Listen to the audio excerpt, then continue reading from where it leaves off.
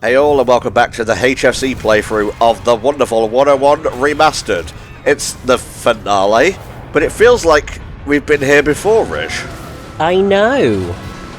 So, effectively, as soon as you have finished 009C, we are thrown directly into the Epilogue, which, as you will notice, is effectively a recreation of the prologue, but where Luca is taking centre stage rather than Mr. Wedgwood and Wonder Red, which I do think is a really satisfying way to cap everything off, because it very much feels you've come full circle and it just shows you how far you have come over the course of the game. When you are actually looking at the operation titles, I have called this 009E. In the actual game, it's listed more as, I think it's 00A-E, or something along those lines, but it's fine, it doesn't really matter, it is just the epilogue. You can play it separately to 009C, but really it doesn't matter, because we just get to enjoy our time here and run along with Luca, and also we will be taking on the final Kakurega of the game during this epilogue. Oh, I wondered where that sucker was. They decided to throw a secret fight into the epilogue, because of course they did, and I remember the first time I tried to tackle it, which I believe is when I first recorded the wonderful 101 many years ago. I just about cried when I saw what it was, and thought so. I didn't manage to complete it. However, this time we will see if things go a little bit differently. The joy of this is Luca is now a pretty much full-fledged wonderful one, and so we get to see his transformation sequence. Goggles, huh?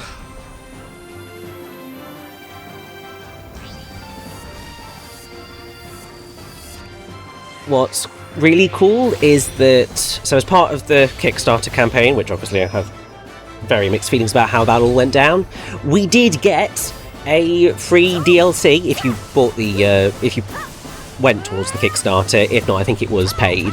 But there was DLC for a short, sort of extra little game with Wonder Goggles as the lead character. It's a 2D platformer type dealio, sort of more Mega Man style. Right. And it's effectively Luca's training to become a wonderful one. It's a fun little diversion, but nothing particularly special overall. Sentinel's Planetary Secret Service Combat Agent, Wonder Goggles! And because that came out quite a bit after I recorded this, it is not part of this playthrough, because no. Nobody attacks my planet and gets away with it! Nobody doos my planet except me.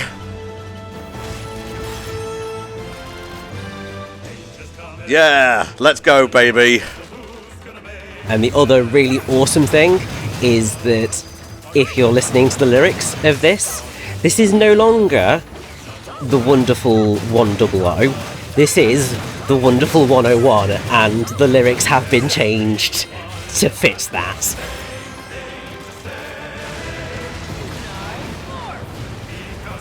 I kind of dig Wonder Goggles. He gives me a Cyclops vibe. Yeah, it's a really cool design and approach. The shape to launch goggles is a little bit funky because it is an infinity sign, but it's still fun to do. Sorry, I gotta do my thing. It's the tutorial and all.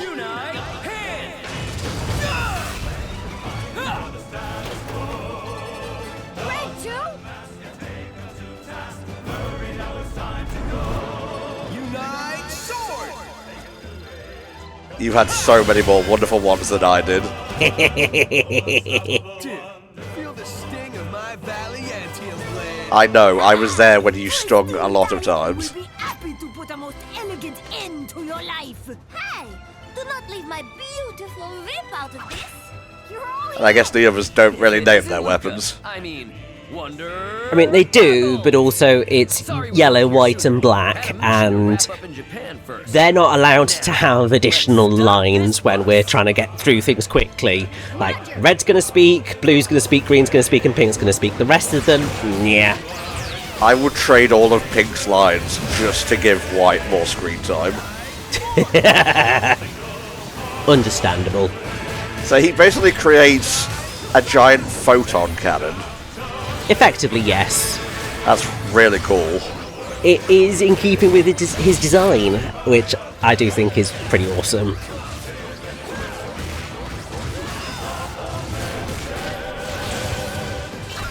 Also, I am slightly mad that I won't be getting a pure platinum on this particular mission. Wow. It's fine, I will survive. Down we go. Down we go.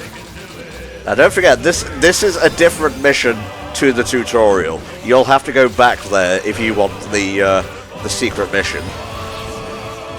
In that one, yes. This is there is one in here as well. Oh my god. I do believe there is also an extra wonderful one in that prologue, in Prologue, the hidden that's area. it. But the hidden area is in exactly the same place in both missions.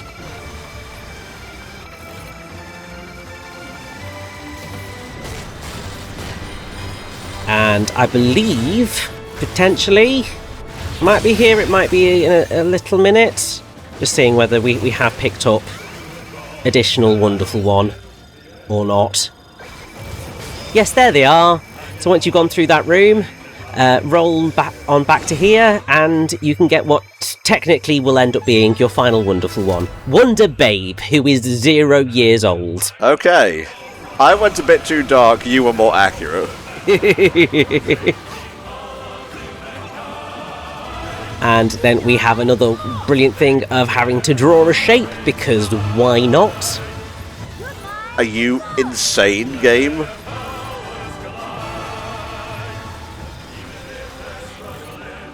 I will get this, it's... Richie is trying to do this with a stick, remember, not a stylus. I am pretty decent at drawing shapes with it, but certainly not perfect.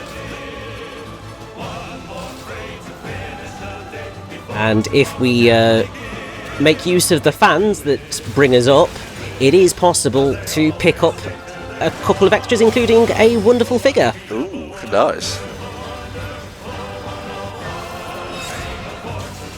And once we are done with this particular fight, can you spot where the hidden area is? Is it directly below us? It is indeed. So the damaged hatch, we're going to have to hammer to get through that, and that is going to be where our final Kakureiga is. Oh lordy.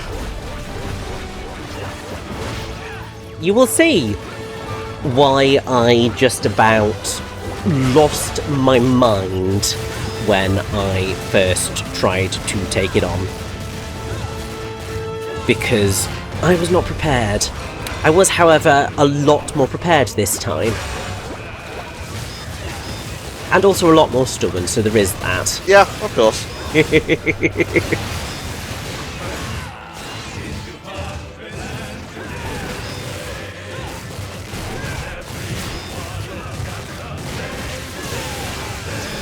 Very good, very good. Oh, and of course there's one of these. So Tom, what did you think of the epilogue? It's kind of fun. I always love a good callback, especially when it's done well. And, you know, for all my gripes about Luca in terms of the story, I do feel it's perfect for him to become a wonderful one. And I really think his moveset lends himself well to being a protagonist. So if there is ever a sequel, I think Luca should be the main character, with Wonder Red maybe even taking Nelson's spot. I could 100% see that as The wonderful 102, as it would kind of probably inevitably have to be called. Blue would still be on the team, he'd just be like a Falco to your Fox. Well, I mean, he would effectively be Wolverine. I guess so.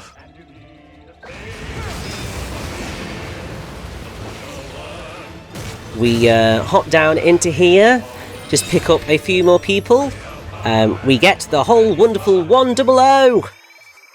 Because actually the other one is here, and it is Wonder Toy, which is not quite as hilarious as Wonder Babe, but it's fine. Here is our final Kaku Rhaegar. Alright, let's see what you've been griping about. Now, it is going to take a little bit longer to load than most of the other ones, and there's a very specific reason for that. I wonder why.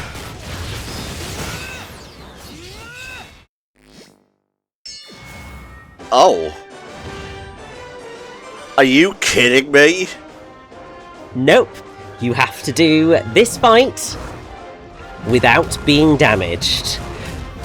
Which, as you can imagine, first time I came across this, I cried because I had been doing so well with tackling all of the Kaku Rhaegars. I was feeling very happy with myself, and then it was this, and I was so bad at this fight back then that, yeah, I remember trying for what must have been like hours to try and do this, and it just didn't happen and I had to give up.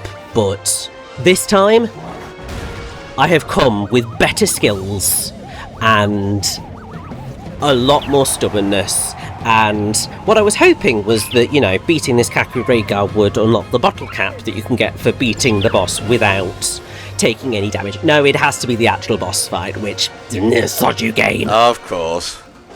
It's fine, because I believe that if we manage to get him stunned briefly, we can use that laser, and fingers crossed that might knock him out and we should be done.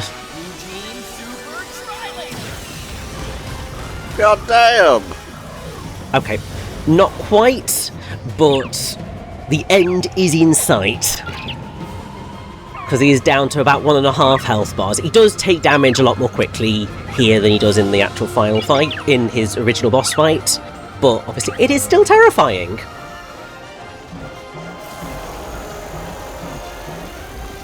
Just keep shimmying, you got it.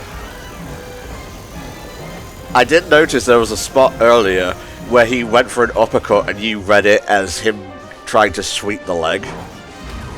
Yeah, I don't quite know how I managed to not get hit there, but I will 100% take it.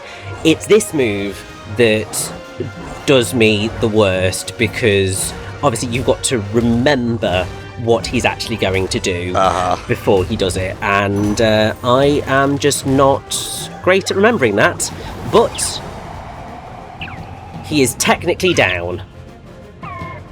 He has no health left, and that should mean that we get to 10 and a knockout. It should, but we all know it doesn't. It actually does. Never mind, fuck me. Pure platinum! I feel like a badass! I mean, just by default, you should get there.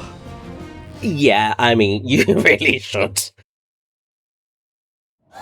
Just the elation that I felt at this moment. It's very funny that they felt they had to put you back in here to give you that. I know, it's kinda daft, but I get it. And with that, our final greatest challenge is complete. All we have to do is jump out of the bus, which clearly was taking a little bit more than it should have done. But then we just need to finish off the epilogue, and obviously it's going to go exactly as you would expect it to go. Yeah, pretty much. There aren't really any changes here from the prologue. I'm fine with that. We just get a few more fun fights, and then we are going to get another Kamiya staple. That's right. It's a bridge that's out, and there's a school over there, and the children don't know there is a bus coming this way.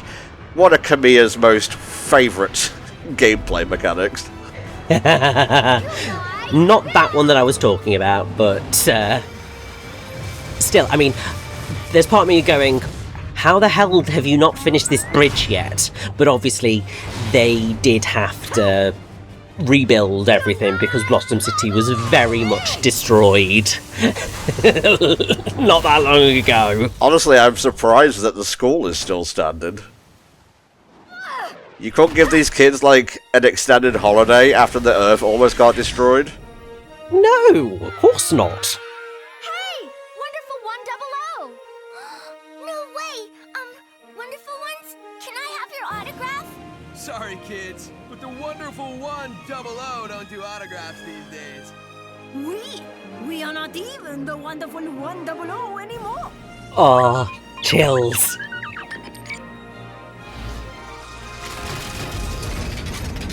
Of course, these are the guys that appear first, followed by these motherfuckers. Well, of course. I mean, what else did you expect? Save the chat for later. Da, we have hands full. They will remember today as the day they were driven from our world.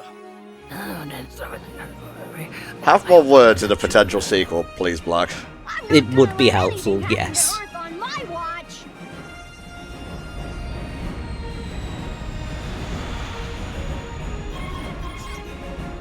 No enemies on Tachyon radar. Virgin Victory standing by in cruise mode. Listen to them new engines purr. At twice the speed and half the fuel to boot. Oh, that is good. Well done, Shirigane. That is life-changing. We've isolated a Geth Jerk base in sector PG. And I suppose the government will keep it to themselves, huh? Operations here are complete. We move in for a surprise attack. Let's wrap this up. Roger. We'll have the last. Shirigane was able to do a lot of this stuff because the Geth Jerk came along and brought more technology, so that they're able to utilise the technology to be able to do more things. So once again, Jurginga kind of defeating his own purpose, but there we go. Wonderful 101, team, unite up. Hell yes.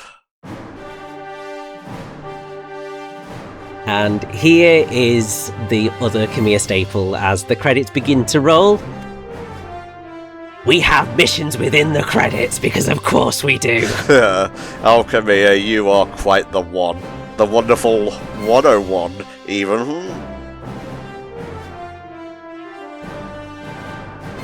It makes me happy. I will say that I'm pretty sure in the original, it does it here as well. For some reason, there's a bit of judder and a bit of slowdown that occurs whenever things move in this sequence.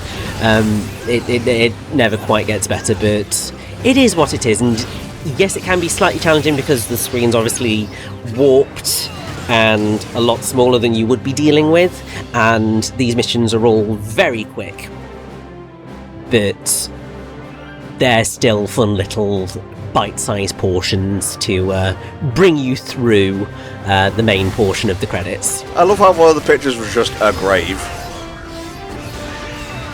It's also a lot of fun looking at the headlines to all of these. Hilariously, the actual text of the articles is just lorem ipsum text, but all of the headlines are actually sort of like Wonder Blue, hot or not. So, shall I go first this time, giving my final rankings? Yes, you can go first. As I mentioned in the previous part, I feel like I have been a bit overly negative, but, I've just been giving my honest opinion of how I felt at the time playing in the game. After the fact, you always have a more level head, but I feel even so, Wonderful 101, it's a decent remaster first and foremost, but in general, this is not my favourite Platinum Games game by far. That is still, and probably always will be, Metal Gear Rising Revengeance. That's also another one of the best finales Platinum has done, by the way. Yeah, that one's pretty good. If they reined themselves in a little bit and had a little bit more restraint, made some of these jankier gameplay segments into just really well constructed like cutscenes and whatnot with amazing cinematography. I feel like more people would be on board with the game, but because you're doing everything manually most of the time, it can feel A, a little overwhelming, and B, just frustrating when it doesn't immediately click and you have to redo stuff. But in terms of just hype and aura, there aren't many Platinum games that come close to the level that the Wonderful 101 puts out. So it's kind of a contrast between gameplay that didn't really click with me, segments that kind of annoyed me for the most part, but then you have great characters, an interesting story, wonderful music, and just, again, the hype and aura. So in the end, it was mostly a mixed bag, and I did say I wasn't satisfied when I beat the game. I was pleased. I just feel like a little bit more restraint could have made this an all-timer for me, but I'm immensely happy with how the playthrough went, Rich. You brought your all to this, and made me appreciate the game a lot more. Well, thank you. That is very much appreciated. And I'm glad that witnessing what the Wonderful 101 can be when you have learnt to deal with its eccentricities can do for how it can feel to watch and play and enjoy. Because, for me, I remember that, my first time playing through the Wonderful 101, when I finished it the first time, I was overjoyed by everything that happened in the finale, and I was really super happy. But I 100% agree that there are sections of the game that are just not as well constructed as they could have or should have been. They are janky, to put it mildly. Yeah. And they do make the game a lot more inaccessible to people than it had the potential to. With that said... I'm just reading that thing at the bottom. Yeah, wonder why it says Japanese filibuster record. These headlines, perfection. I think that is also... it's still dinging the sound effect. That's always fun. I will say, I think Wonderful 101, in terms of its vibes, its aesthetic, its story, its music, and all of that kind of thing, there are few games that match its brilliance and insanity. It is purely when it comes to certain technical things with performance. Certainly its original outing, it struggled, and even on the Switch port it was still having a bit of a challenge. But on more of the modern consoles, you should have a much more consistent time with everything that you're playing with. And the other thing is that there are certain moments within the gameplay, typically when it's doing something that's not standard gameplay, you're expected to deal with so much, and it doesn't always give you enough time to prepare for that. And while the variety is exciting, it can blur into frustration, and that is not something that you really want to have in a game. And so I very much do look at the Wonderful 101 as a perfect encapsulation of Hideki Kamiya's career as a video game director, of making perfectly imperfect games that are simultaneously the most awesome things you've ever seen, and also somehow featuring some of the most frustrating things you've ever dealt with. And it's up to you as a player whether that is going to ruin the experience for you, or whether it is just going to be part of the experience and it's not going to affect your overall view of things. And both are absolutely okay, and as I've said many times throughout this, The Wonderful 101 is not for everyone. No. But for people like me, who it completely clicked with, it, even with all the flaws that it does have, it remains one of my favourite games of all time, because, yeah, its vibes are just so immaculate that I can forgive the flaws that it does have. And as we get to the sort of the slower bits of the credits and all the wonderful staff that helped make this experience what it is, I also just want to say thank you for finally letting me do this playthrough on HFC, because one, it's been recorded for a while, but also this game has meant so much to me since it came out. Oh yeah. And I'm so glad that I've been able to share that joy with you and with all of the viewers as well, and I hope that everyone has enjoyed watching The Wonderful 101 as much as I had recording it, both playing the game and also doing the commentary with Tom here, because it really has meant the world to me to be able to share this. I will echo that sentiment, Rich. I'll reciprocate even. This has been a wonderful playthrough to record. I've had a great time. Even when I've been nitpicking and bitching, I've still felt your infectious positivity towards the game. It feels earned. That positivity feels earned. Just because I wasn't able to get the full 100% out of something does not necessarily mean it's bad. It's a shame that I was not able to click with it as you did, but I'm still glad I played it. Now I have full context for The Wonderful 101, and while Platinum's in a bad place now, I still hope for their continued survival. Oh, without a doubt. I'm quite interested to see how that last Ronin game pans out, because the first Ninja Turtles game they did was a bit of a letdown. I think people were expecting a lot more, but this one will most likely be what people were expecting.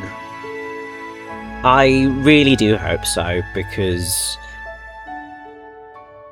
the whole ethos of Platinum was that Platinum never loses its luster, and for me, The Wonderful 101 still retains its luster, and I hope that Platinum does manage to find it again. And I also hope that when Okami 2 finally comes out, that lives up to everything that I have been hoping that was going to be for years. As we slowly but surely come to our conclusion, I mean, look at that as a wallpaper. Yeah. All of the enemies and all of the wonderful ones, it's beautiful.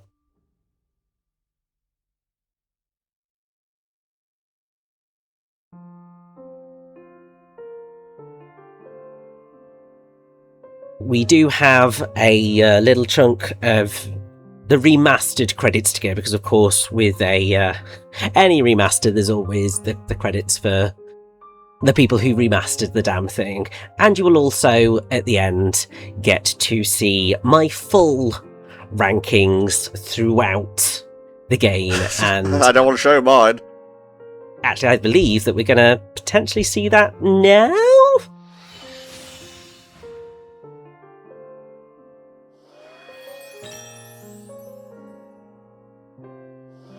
So yes, obviously more bottle caps, because we have beaten normal mode, we've beaten the game. Got Silver Saviour, because we got at least a silver on every single mission throughout the game. Nice. Very happy with all of those pure platinums in that. Very cool. And yes, here we go. So we are just going to sort of have a little stroll through down memory lane, showing off all my trophies, because I want to revel in this success. If you watched my original Wonderful 101 run, overall, this is a higher scoring run.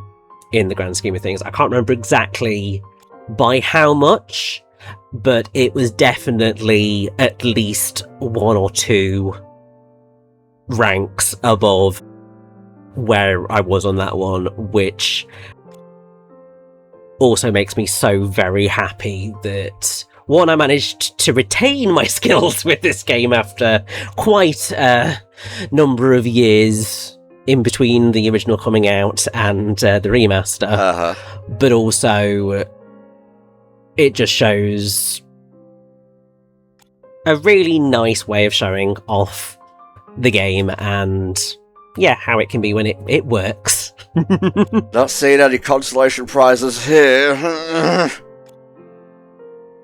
I wouldn't worry, because definitely my first time playing through the game, it was mostly consolation prizes, bronzes, silvers, maybe 1 or 2 golds, but it was not a pretty first viewing.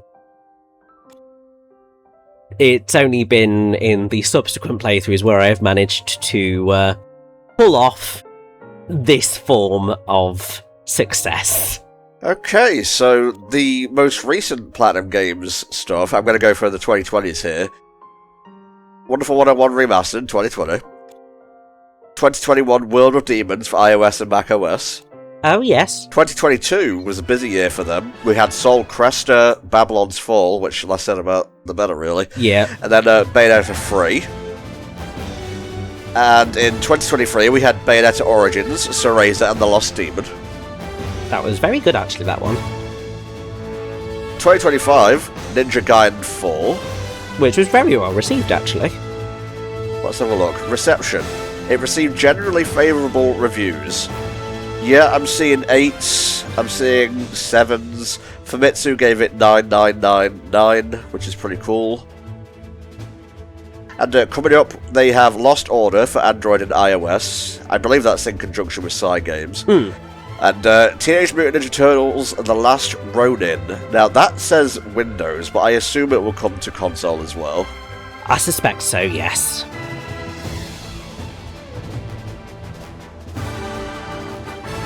Ooh, I like this version of the theme.